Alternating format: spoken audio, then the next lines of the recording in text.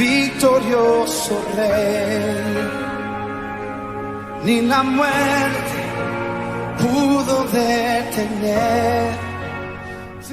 Buenas noches, hermanos, nos encontramos aquí reunidos esta noche para iniciar la tercera clase de lo que corresponde al libro de Daniel. Antes de iniciar este desarrollo, queremos iniciarlo con una oración, así que acompáñenme, por favor. Señor, te damos gracias por este día, te damos gracias, Señor, porque tú eres el que pones el entendimiento sobre todos nosotros, y te pedimos que tu bendición sea derramada, para que nosotros el día de hoy, Señor, recibamos el mensaje que tú nos quieres traer, y para que nosotros podamos comprender la profecía que estamos estudiando. Te lo pedimos, Señor, en el precioso y maravilloso nombre de nuestro Señor Jesucristo. Amén y amén. Ok, hermanos, la última vez, la clase anterior, terminamos viendo muy genéricamente lo que es la estatua de Nabucodonosor, que corresponde al capítulo 2 del libro de Daniel.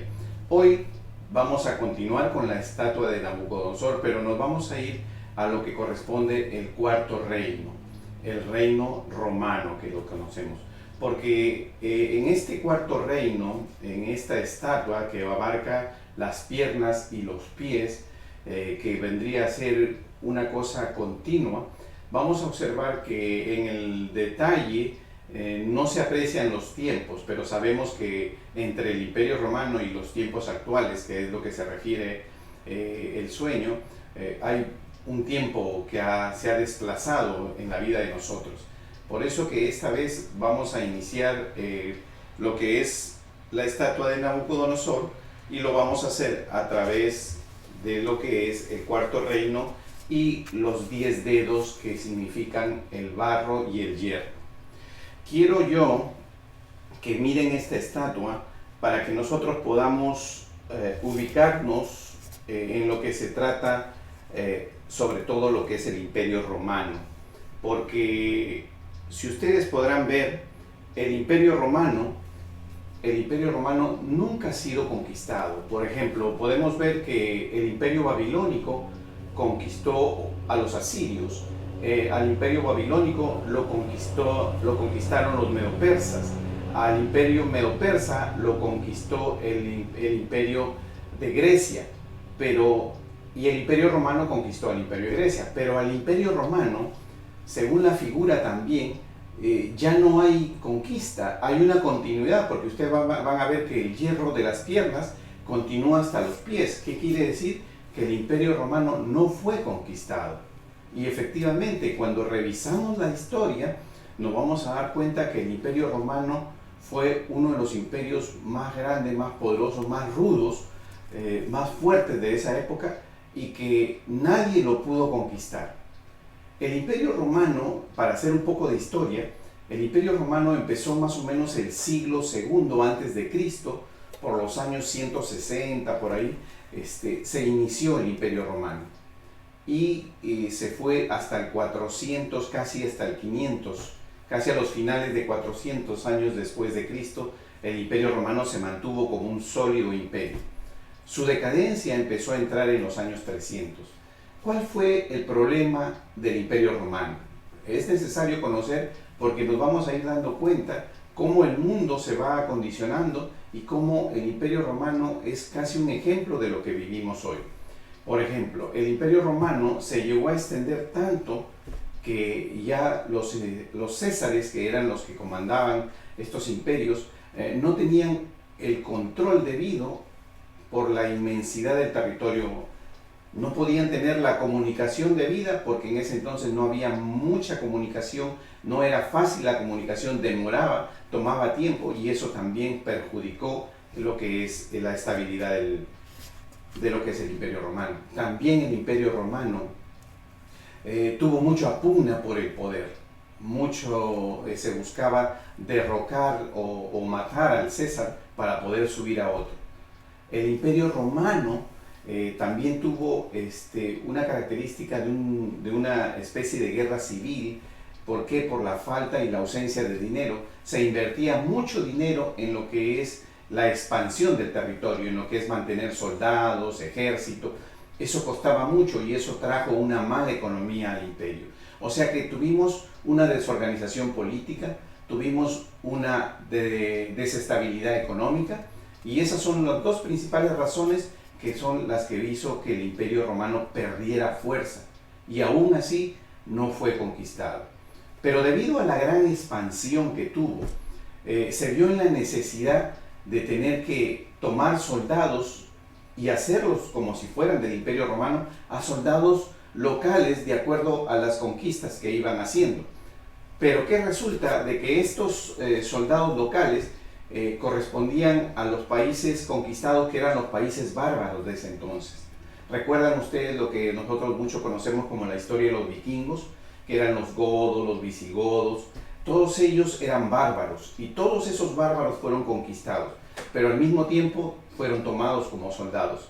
Y como si fuera una piedra porosa, este nuevo ejército, ya que tenía gente que no era naturalmente del Imperio Romano, de Roma específicamente, entonces se fue filtrando sobre estas fuerzas. Y cuando eran mayoría, comenzaron a independizarse y volver a recuperar sus territorios. Eso es lo que pasó con el Imperio Romano. Se empezó a debilitar debido a estas circunstancias políticas y económicas, y además porque infiltró, convirtió, asumió a soldados que no eran naturalmente de Roma, los asumió y los hizo romanos. Y eso hizo que posteriormente el imperio se disipara, se disolviera aparentemente. Pero nunca fue conquistado. Es por eso que ustedes van a observar en la estatua que el Imperio Romano continúa hasta los pies. Y sabemos que los pies del Imperio Romano, de la estatua de Nabucodonosor, no solamente implican lo que es el Imperio Romano, sino también tenemos lo que es el barro cocido. Y el barro cocido es un nuevo elemento, y nosotros vamos a tratar de comprender este nuevo elemento a qué corresponde.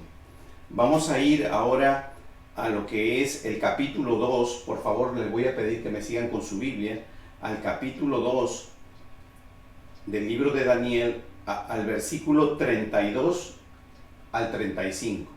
Vamos a leer el capítulo 2, versículo 32 al 35. La cabeza de esta imagen era de oro fino, su pecho y sus brazos de plata, su vientre y sus muslos de bronce, sus piernas de hierro, sus pies en parte de hierro y en parte de barro cocido. Hasta ese momento estamos conociendo que es solo barro cocido. Barro cocido es un elemento de la tierra que nosotros tenemos, que se usa usualmente para armar. Cuando se llama cocido es cuando nosotros armamos esos adoquines, esos que podríamos decir ladrillos de barro que se usa para construcción. Dice, estabas mirando hasta que una piedra fue cortada no con mano e hirió a la imagen, en sus pies de hierro y de barro cocido, y los desmenuzó. Entonces fueron desmenuzados también el hierro y el barro cocido.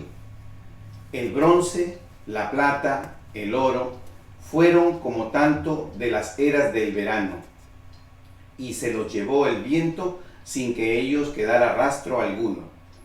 Mas la piedra que hirió a la imagen fue hecha un gran monte que llenó toda la tierra.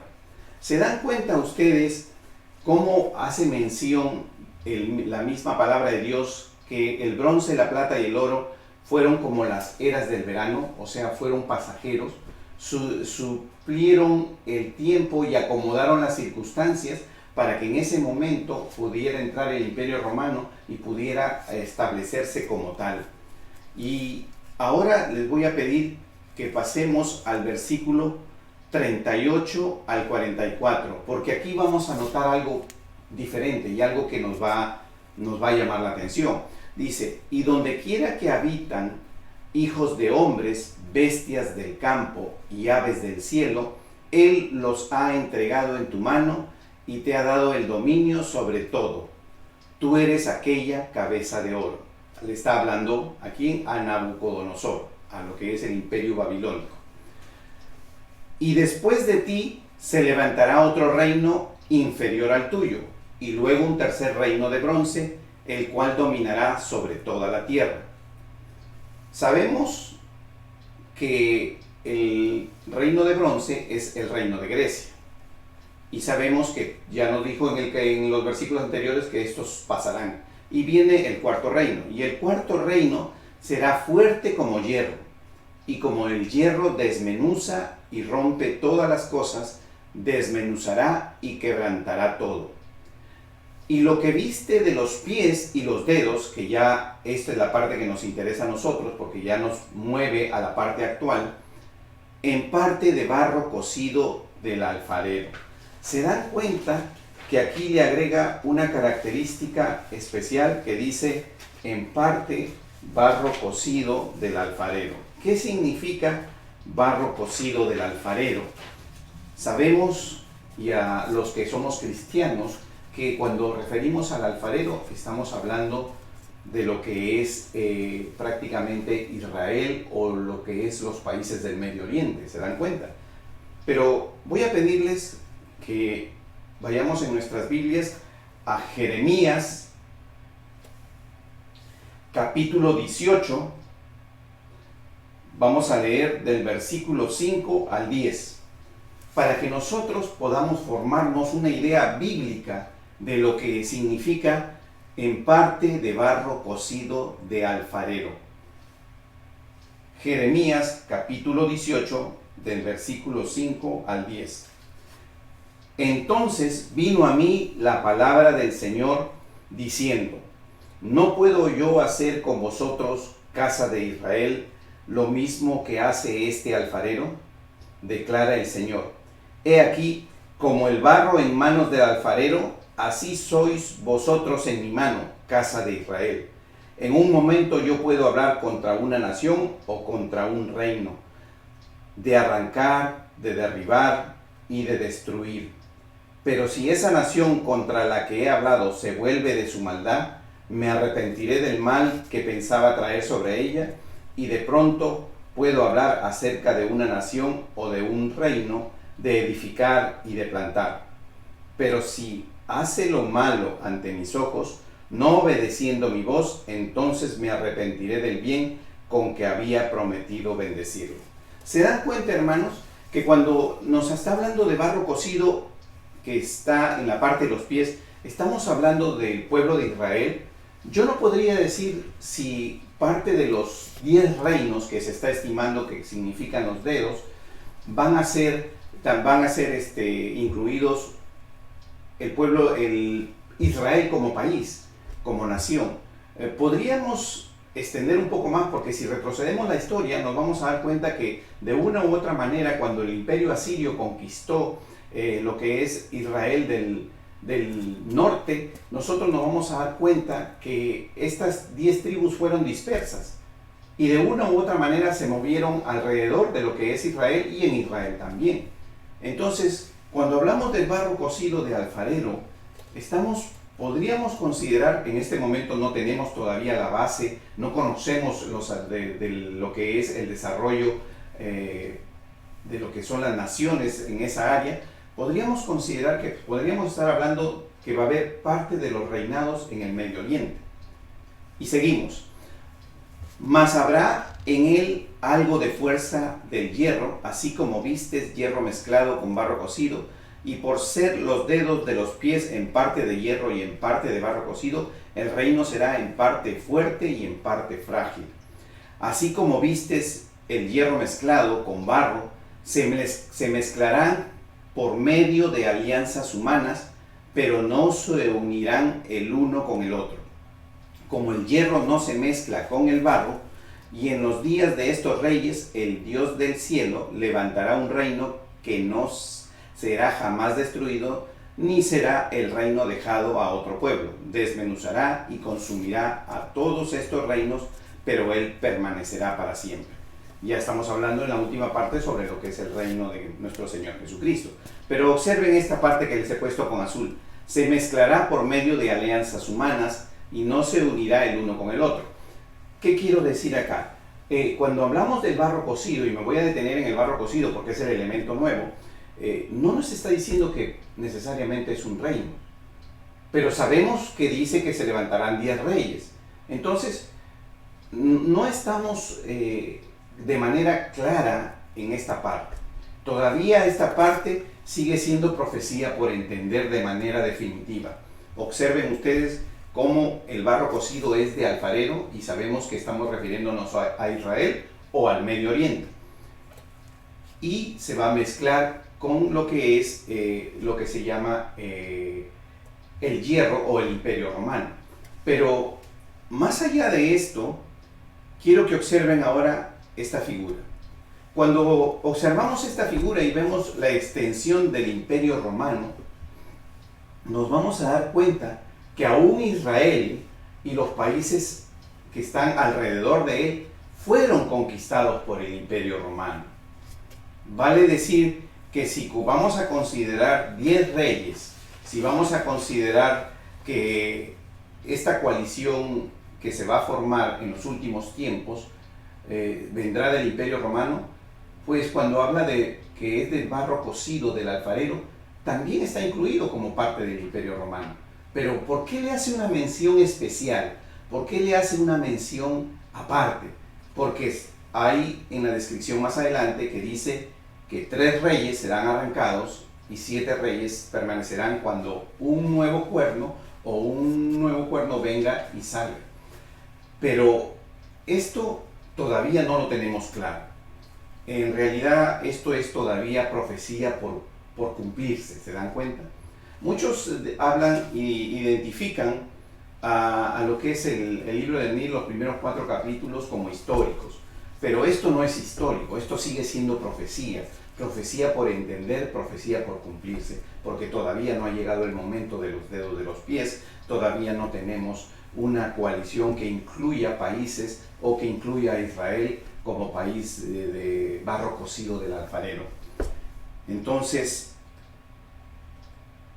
en un esbozo rápido vamos a poder ver qué países nos está abarcando lo que era el Imperio Romano, y nos vamos a dar cuenta que todos los países que están dentro de este círculo azul de una u otra manera fueron incluidos en el Imperio Romano.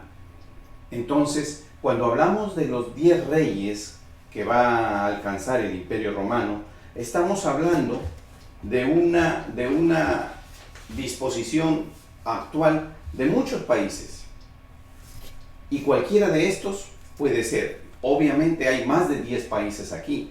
Esto quiere decir que no todos están incluidos, serán solo algunos. ¿Se dan cuenta?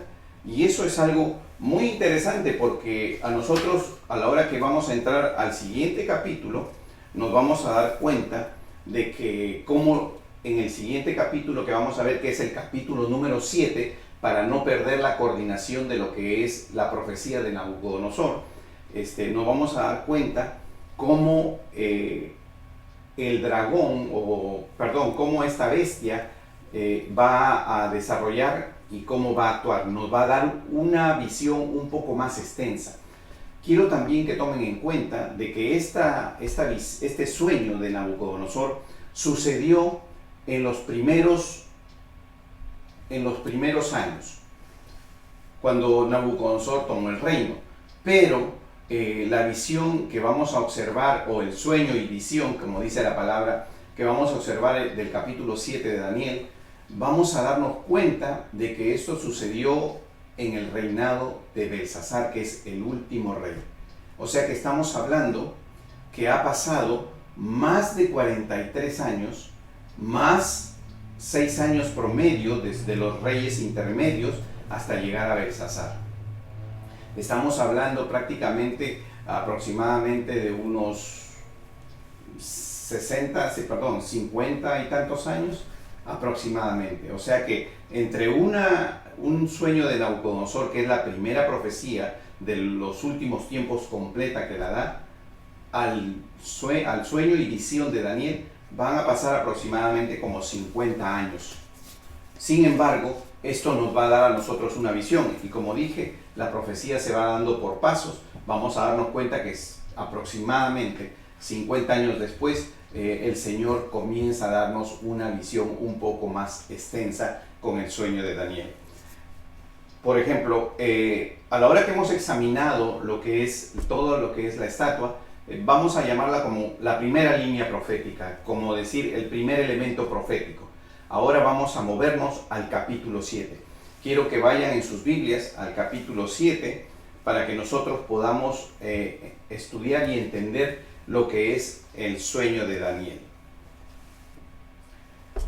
También quiero hacer ver de que aún en el sueño de Daniel y en lo que es el elemento de lo que es Nabucodonosor con la estatua, son figuras de animales que se repiten. Yo quiero que vayamos para ver una relación, para dar una visión un poco adelantada. Quiero que nos movamos a Apocalipsis, vayamos a Apocalipsis al capítulo 13, al versículo 2. Cuando nosotros vamos a Apocalipsis capítulo 13, versículo 2, vamos a leer lo siguiente. Y a la bestia que vi era semejante a un leopardo, y sus pies como de oso, y su boca como de león, y el dragón le dio su poder y su trono y grande autoridad. Aquí estamos hablando de la última bestia. Estamos hablando, y ustedes van a ver una característica. Este es Juan en el Apocalipsis. En Nabucodonosor tenemos oro, tenemos plata, tenemos bronce y tenemos hierro. Aquí, cuando empezamos en Apocalipsis, que Daniel no identifica, porque Daniel cuando habla de la bestia, lo vamos a ver ahora, no la identifica con estas características, pero la describe, ¿no? La describe en cómo él la ve. Entonces, vamos a darnos cuenta que aquí Juan lo hace al revés. Dice leopardo, tercer reino, oso, segundo reino, y boca de león, primer reino. Lo mira de abajo hacia arriba. Y con Nabucodonosor tenemos de arriba hacia abajo. Esto también es un dato importante que hay que tomar en cuenta, que posteriormente, cuando lo analicemos más profundamente, también nos va a servir para poder entender la profecía. Entonces, ahora que nosotros ya sabemos todo esto, quiero que nos vayamos al capítulo 7 y vamos a leer el primer versículo. Dice, en el primer año de Belsasar, rey de Babilonia, tuvo Daniel un sueño y visiones en su cabeza mientras estaba en su lecho. Luego escribió el sueño y relató lo principal del asunto. Versículo 2. Daniel, dice, miraba yo en mi visión de noche, y he aquí que los cuatro vientos del cielo combatían en el gran mar. Observen lo que es el versículo 2. Miraba yo en mi visión de noche, y he aquí los cuatro vientos del cielo combatían en el gran mar. Tenemos dos elementos, vientos y mar. Y vamos a interpretar bíblicamente qué es lo que nos está diciendo. Porque ustedes saben que para interpretar la Biblia debemos ir a la Biblia. La Biblia se interpreta a sí misma. Ese es un principio y no debemos, para aquellas personas que tal vez no conozcan mucho, no se vayan a buscar a otro lado las interpretaciones. Las interpretaciones siempre están en la misma Biblia. Por eso, ahora que estamos viendo eso, quiero que por favor vayamos para determinar, dice los vientos, quiero que vayamos a Jeremías. Por favor, busquen Jeremías, capítulo 51, versículo 1. Jeremías, capítulo 51, versículo 1. Y dice así: así ha dicho Jehová, he aquí yo levanto un viento destruidor contra Babilonia y contra sus moradores que se levantan contra mí. ¿Qué significa viento entonces? Significa guerra. Cuando los vientos combaten significa guerra. No es el único, hay que aclarar que no es la única interpretación bíblica que se puede tomar de vientos. De acuerdo al desarrollo del tema, nosotros nos vamos a dar cuenta que la Biblia, entre una de las formas de interpretar los vientos, lo interpreta como guerra. ¿Se dan cuenta? Entonces, cuando hablamos de que 4 vientos del cielo combatían en el gran mar, estamos hablando de que estamos en guerra. Es más, para entender un poquito del Apocalipsis, vayámonos a Apocalipsis. Apocalipsis capítulo 7, versículo 1. Apocalipsis capítulo 7, versículo 1. Dice: después de esto vi 4 ángeles en pie sobre los 4 ángulos de la tierra, que detenían los 4 vientos de la tierra, para que no soplase viento alguno sobre la tierra, ni sobre el mar, ni sobre ningún árbol. ¿Qué están haciendo estos ángeles? Están deteniendo los vientos. ¿Qué nos quiere decir en Apocalipsis? Nos quiere decir que están deteniendo la guerra. Que si Dios no estaría con sus ángeles deteniendo, ya nosotros ya estuviéramos en guerra. Imagínense la cantidad de conflictos que tenemos a nivel mundial en todos los países y sobre todo entre las potencias ahora. Y sin embargo no hemos llegado a una guerra y parece que ya entramos a una guerra y no hacemos eso. ¿Por qué? Porque en Apocalipsis dice 7.1, dice que el Señor está con sus 4 ángeles deteniendo los vientos. O sea, está deteniendo el tiempo de guerra hasta que sea el momento preciso. Eso significa vientos. ¿Y qué significa mar? Bueno, para saber qué significa mar, nos vamos a ir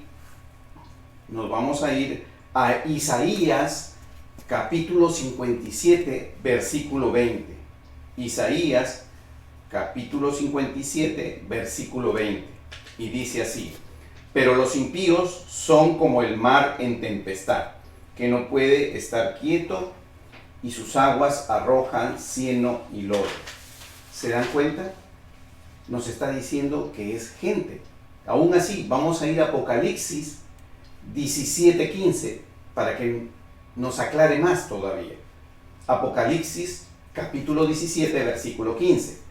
Me dijo también: las aguas que has visto donde la ramera se sienta son pueblos, muchedumbres, naciones y lenguas.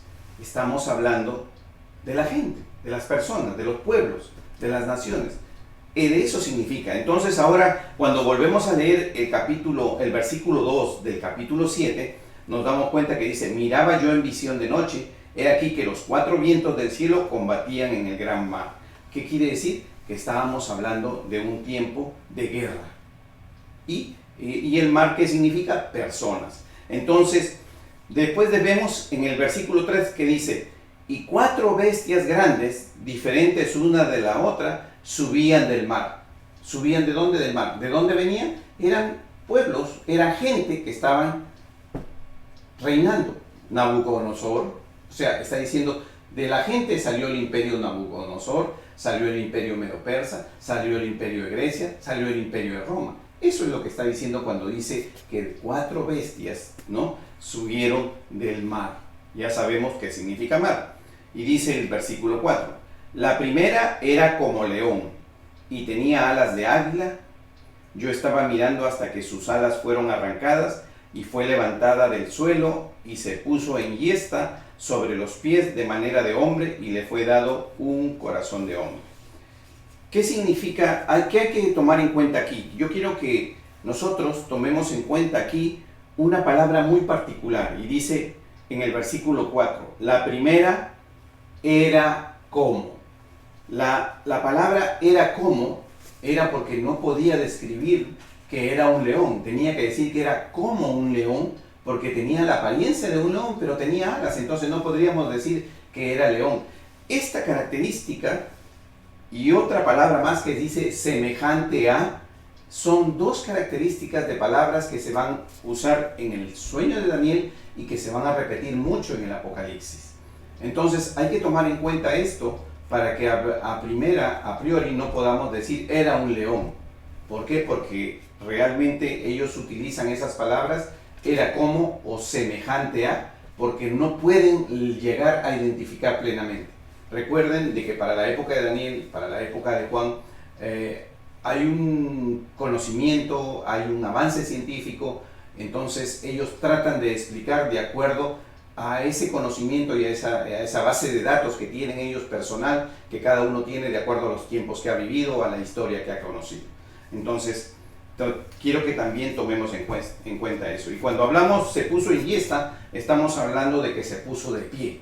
O sea que el león que camina en 4 patas se paró y se puso en pie. Y aquí otra segunda bestia, semejante a un oso, la cual se alzaba de un costado más que del otro, y tenía en su boca 3 costillas entre los dientes, y le fue dicho así: levántate y devora mucha carne. Cuando hablamos específicamente de las 3 costillas en la boca, y esto es algo nuevo cuando describimos el reinado medo-persa en lo que es la estatua de Nabucodonosor, nos está diciendo algo sobre conquista. El reinado medo-persa, el reinado medo era un reinado muy pequeño, asociado a Persa cuando entró por primera vez a la conquista de Babilonia. Pero los persas al final conquistaron a los medos, primera costilla, conquistaron a los babilonios, segunda costilla, y conquistaron a los egipcios, tercera costilla. Entonces, estamos hablando de que ya el oso nos presenta a un reinado ya no más medo-persa, sino a un reinado persa. Porque el oso, la característica del oso, tiene más que ver, si analizamos el animal, tiene más que ver con lo que es el medo-persa, con lo que es los persas. Entonces, por eso se considera que las 3 costillas son Egipto, Babilonia y los medos, son los conquistados. Seguimos. Después de esto miré, he aquí otra, semejante a un leopardo, con 4 alas de ave en su espalda. Tenía también esta bestia 4 cabezas y le fue dado dominio. Esto se refiere lo que es al gobierno, al imperio de Grecia, que sabemos que era Carlomagno, un hombre muy joven, que murió muy joven también, que logró conquistar y formar un imperio muy grande, muy rápido y muy grande. Pero él nunca tuvo descendencia, tuvo 4 generales, y estos 4 generales son los que recibieron cuando él murió el imperio. Por eso que hablamos y dice un leopardo con 4 alas y con 4 cabezas. ¿Qué quiere decir? Nos está hablando de un imperio. Un leopardo es sinónimo de velocidad, de una conquista rápida. Estratégicamente, Grecia en ese momento tenía la mejor técnica y la mejor táctica militar, por eso que se movía con rapidez y pudo lograr la conquista.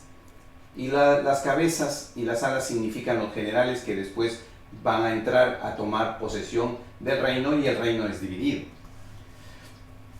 Y después de esto miraba yo en las visiones de la noche, y aquí la 4ª bestia. Acá nos entramos ya a la 4ª bestia, y quiero que comencemos a poner atención, porque esta es la parte profética para nosotros.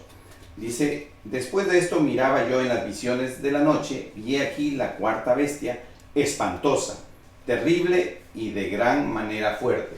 ¿Qué significa esto? Significa que no podía definir el tipo de bestia, pero le da la calificación, y es una bestia que horrible en su presencia, horrible de su presentación, de su fisonomía, y de un aspecto muy peligroso, el cual tenía unos dientes grandes de hierro.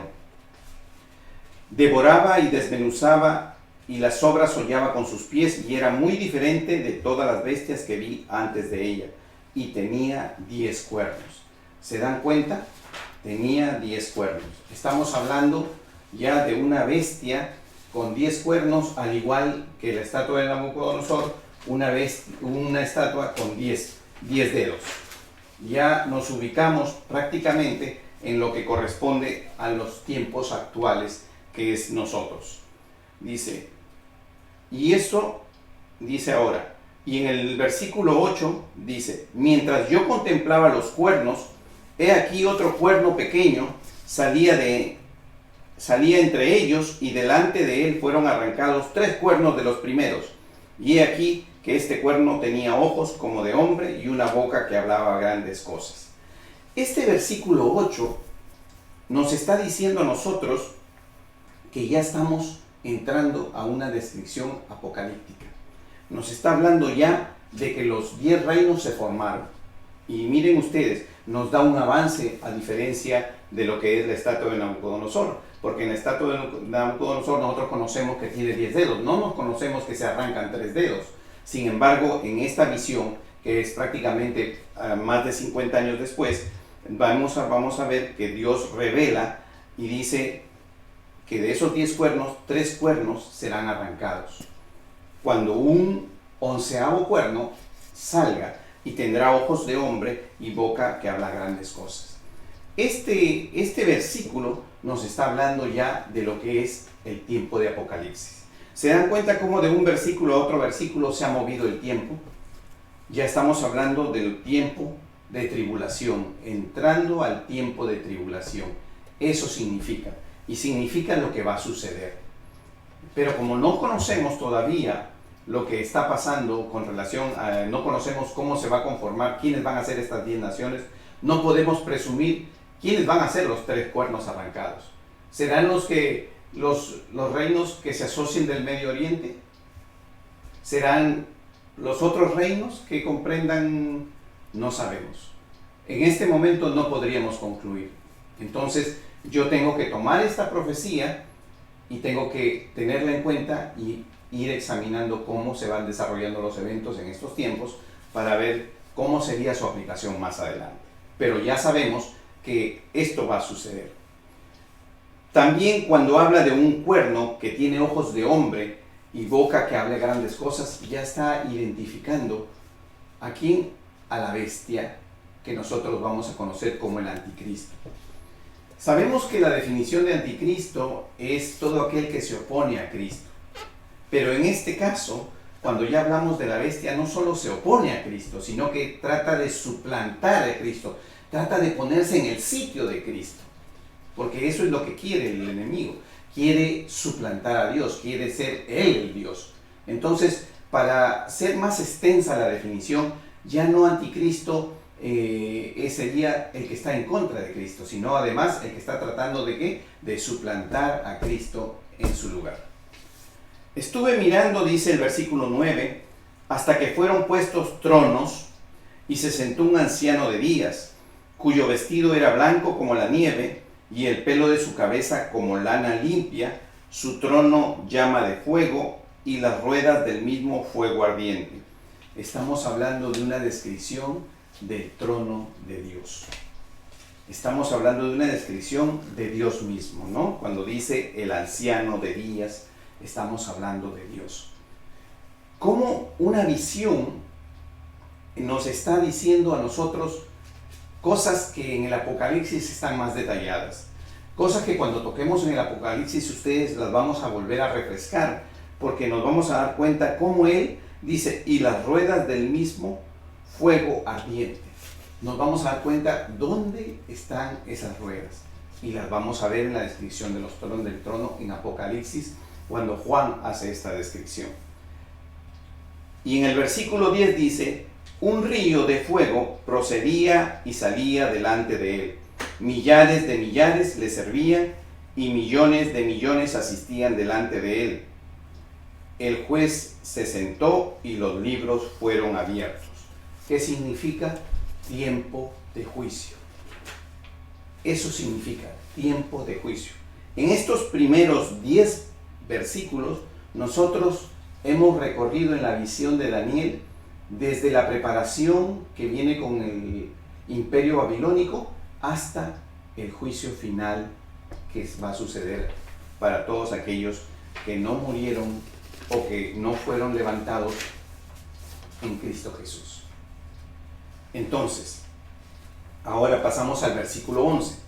Dice, yo entonces miraba a causa del sonido de las grandes palabras que hablaba el cuerno, miraba hasta que mataron a la bestia y su cuerpo fue destrozado y entregado para ser quemado en el fuego. ¿Qué significa esto? Ya estamos hablando lo que va a pasar el final, cómo se va a resolver este Apocalipsis. Y está hablando que la bestia va a ser muerta. O sea, ¿qué es lo que significa? Significa que la bestia va a ser eliminada. Y la bestia es el anticristo. El Apocalipsis identifica dos bestias. Identifica lo que nosotros llamamos, no la Biblia, nosotros, le hemos dicho el anticristo, porque en la Biblia no lo identifica como tal en lo que es Apocalipsis. Y la segunda bestia que sí identifica la Biblia como el falso profeta, que es el que le hace la plataforma, le hace la base para que cuando el anticristo o la primera bestia entre en escena, esté soportado por ella. Dice, versículo 12, habían también quitado a las otras bestias su dominio, pero les había sido prolongada la vida hasta cierto tiempo. Eso te lo vamos a analizar. Miraba yo en la visión de la noche, y aquí con las nubes del cielo venía uno como hijo de hombre, que vino hasta el anciano de días y le hicieron acercarse delante de él. Él aquí en esta visión también identifica a Cristo. Recuerden que estamos hablando de Daniel. Todavía Cristo está muy adelante. Él todavía, lo único que podría conocer son las profecías sobre el nacimiento del Mesías, sobre la venida del Mesías. Pero él, sobre lo que es el Mesías en el cielo, en el trono de Dios, todavía él, sin embargo, él recibe esta visión y nos la entrega. En ese momento, cuando él recibe y entrega en esa visión, ¿se imaginan ustedes la capacidad que tiene este sueño de entregar una visión ya de ese nivel? Dice, y le fue dado dominio, gloria y reino, para que todos los pueblos, naciones y lenguas le sirvieran. Su dominio es dominio eterno, que nunca pasará, y su reino uno que no será destruido. ¿Se dan cuenta? Ya nos habla de qué, del reinado eterno de nuestro Señor Jesucristo. Y así en el versículo 15 dice, se turbó mi espíritu. En el 16 nos hace ver, en la última parte dice, y la interpretación de este sueño, él la pregunta, porque realmente imagínense en la época de Daniel recibir todas estas cosas, él no las entendía. Entonces él se ve también perturbado y dice, y pregunta, y me hizo conocer, dice en el versículo 16, me hizo conocer la interpretación de las cosas. En el 17 dice, estas 4 bestias son 4 reyes que se levantarán de la tierra. Ya sabemos. ¿Por qué? Porque explicamos lo que era mar. Sin embargo, acá lo explica de nuevo. Acá nos hace ver de que mar es equivalente a la gente que sube. Porque cuando dice 4 bestias que se levantarán de la tierra, significa se levantan, ¿no?, de la gente que vive ahí. Después recibirán el reino los santos del Altísimo y poseerán el reino hasta el siglo eternamente para siempre. ¿Qué quiere decir? Que después de que le dice que son bestias que se levantarán, inmediatamente lo corre a Daniel. ¿Y lo corre hasta cuándo? Lo corre hasta el tiempo en que los santos ya se encuentran con Jesús y recibirán y gobernarán y estarán con Jesús en la vida eterna. No le da detalles intermedios, porque el detalle intermedio va a venir después en el Apocalipsis. Se lo entrega a Juan. Entonces tuve deseo de saber la verdad acerca de la 4ª bestia, dice él, ¿no?, que era tan diferente de todas las otras, espantosa en gran manera, que tenía dientes de hierro, uñas de bronce, que devoraba y desmenuzaba, y las obras hollaba con sus pies.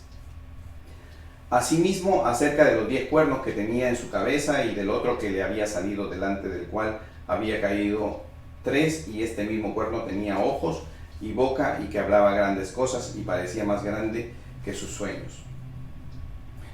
Y veía yo que este cuerno hacía guerra contra los santos y los vencía. Mire, en este versículo 21, cuando dice, y veía yo que este cuerno hacía guerra contra los santos y vencía, sabemos, o los que conocemos un poco, pero vamos a conocerlo cuando lo veamos, que el Apocalipsis, el tiempo de tribulación, dura 7 años.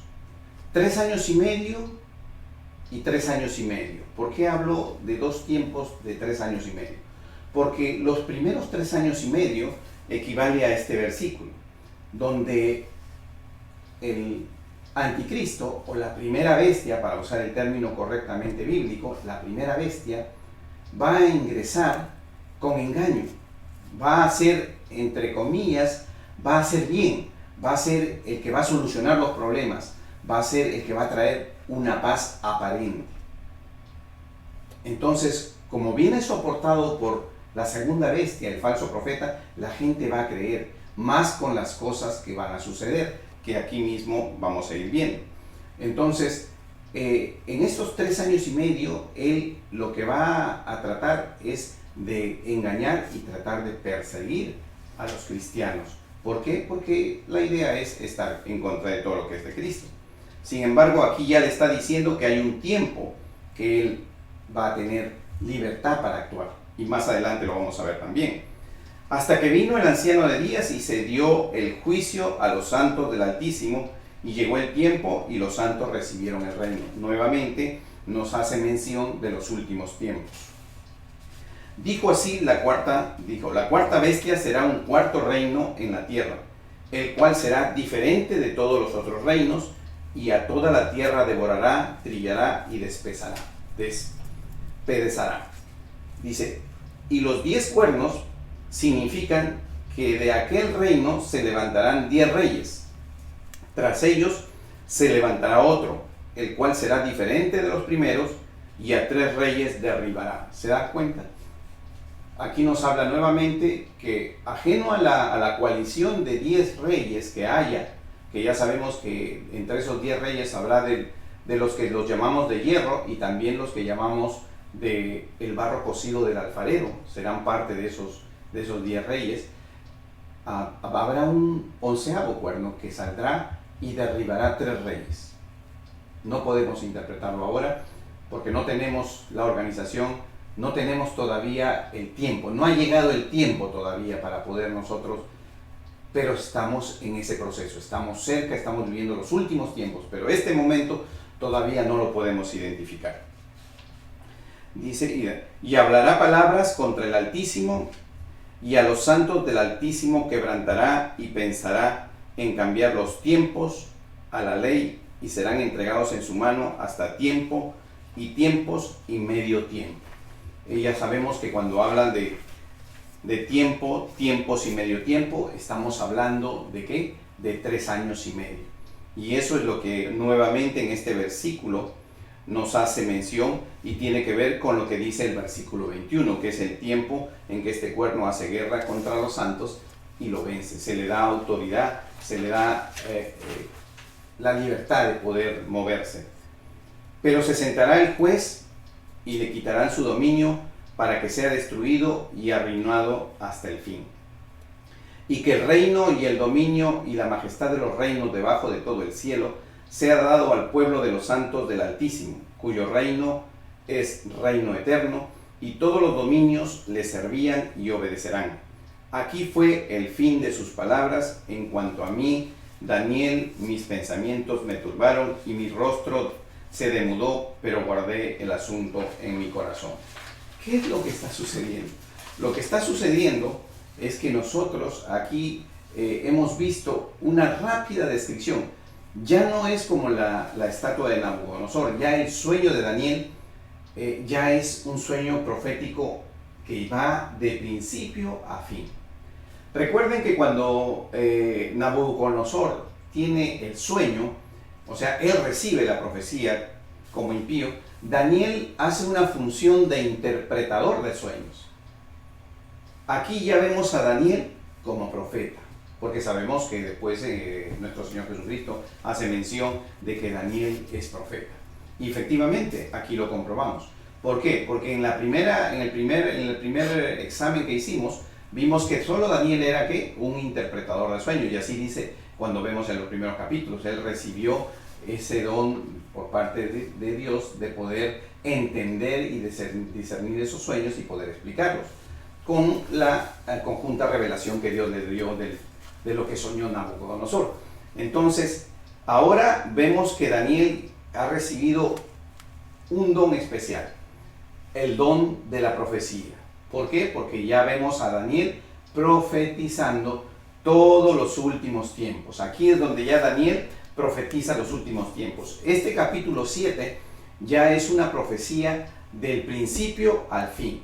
Es una profecía del principio al fin que nos da un avance de lo que es la estatua, pero aún así nos corta porque nos da a grosso modo un avance de cómo van a ser las etapas. Nos dice que va a haber una etapa de una coalición, nos dice que va a haber una etapa de lo que va a haber un nuevo cuerno que va a derribar 3 cuernos, y nos dice también de que tendrá un tiempo para actuar que será de 3 años y medio.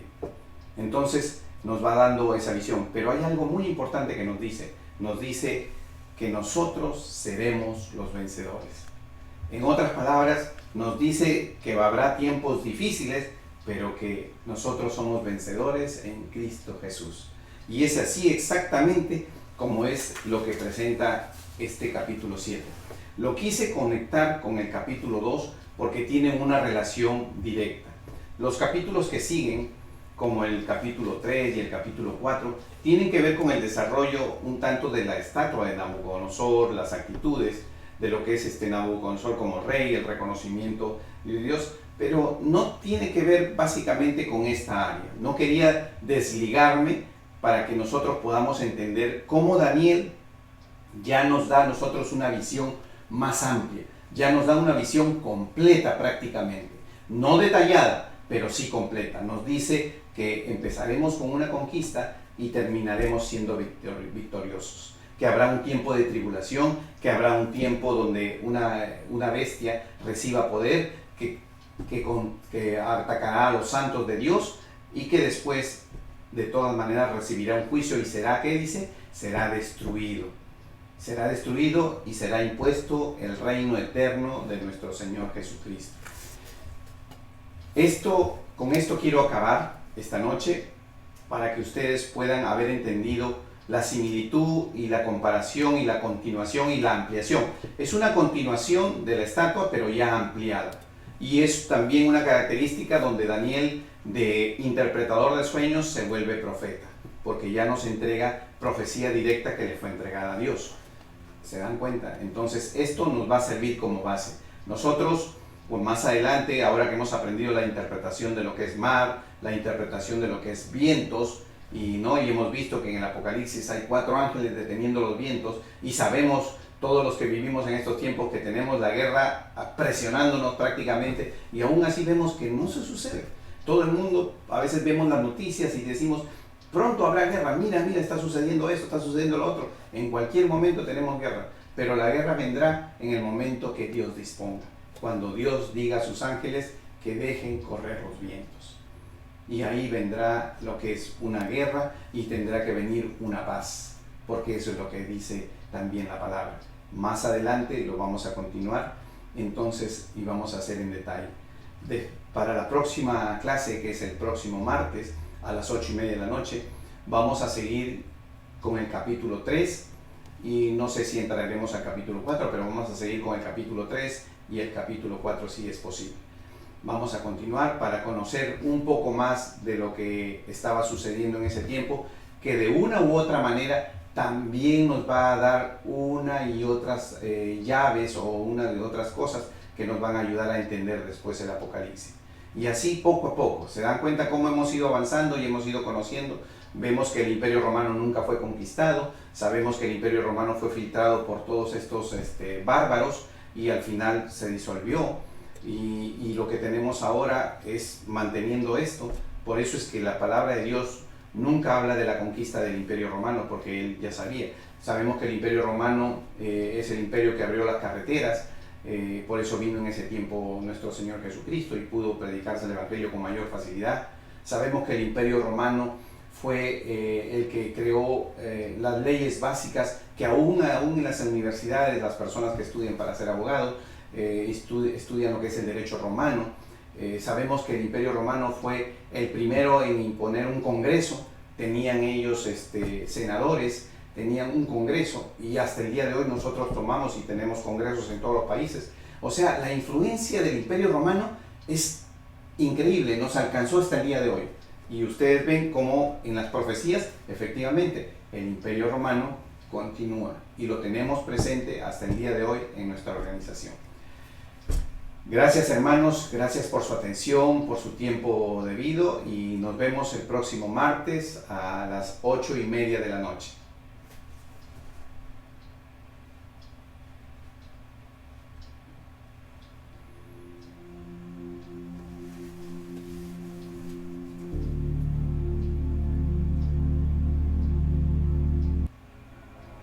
Jesucristo, reinas con poder.